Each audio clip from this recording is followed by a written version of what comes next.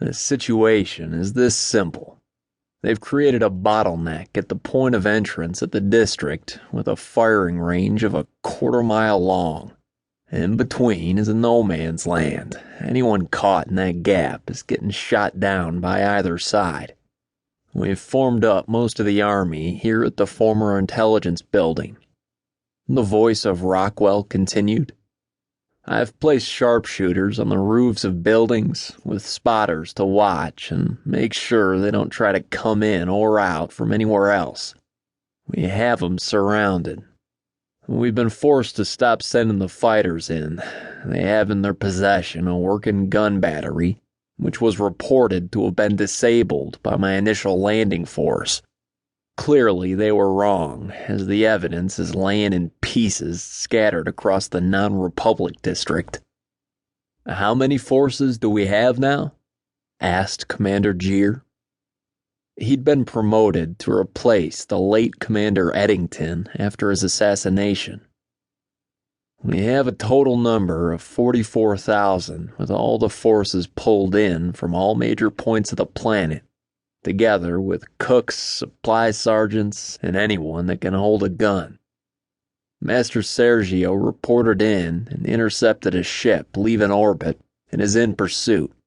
They will return and resupply us with what they have free, Rockwell replied. Waller and I have no problem getting the people out of no man's land. There's still some of our people that are laying out there wounded. The problem is, if we try to go too close, we get fired at, Chester explained. A sturdy man, he was one of the commanders in the remote cities in charge of the garrison. His rank was really the same as Rockwell. However, there can only be one leader, and since Rockwell was senior to Chester, Chester was referred to as commander.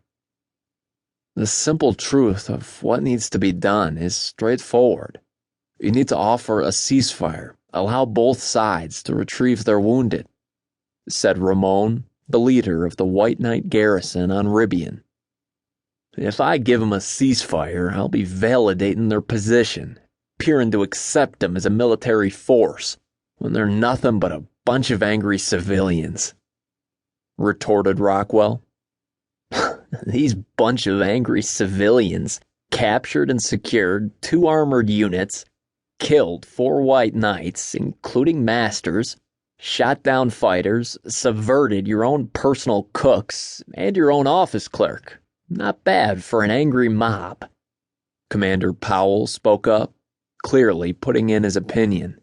He was growing tired of his general's attitude. The other commanders in the room all murmured their consent. It was Douglas next who spoke with an idea. Sir, you have no choice. Offer the ceasefire. The worst that can happen is they say no, putting us in the position of being right. We have the medical ship standing by. He looked down on a board. Yes, the Centaur, a good ship with nice nurses. Its home depot is New Sydney from Coruscate.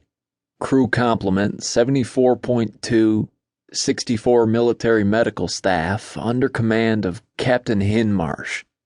We can send the injured back to Coruscate and make this fight real for the Counselor and the Chancellor.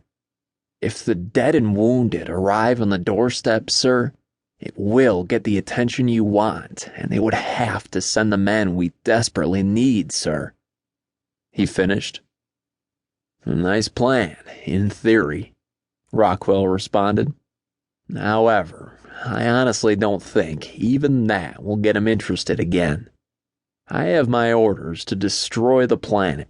I believe they would prefer that to sending more troops.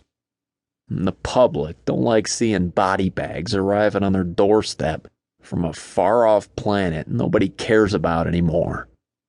To the politicians, the war's over, and Rriban's nothing more than inconvenience. The threat of the Dark Knights is gone. It can't gain him popularity anymore, so it's been forgotten.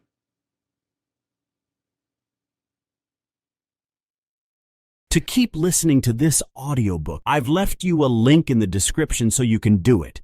at no cost thanks to Audible's 30-day free trial.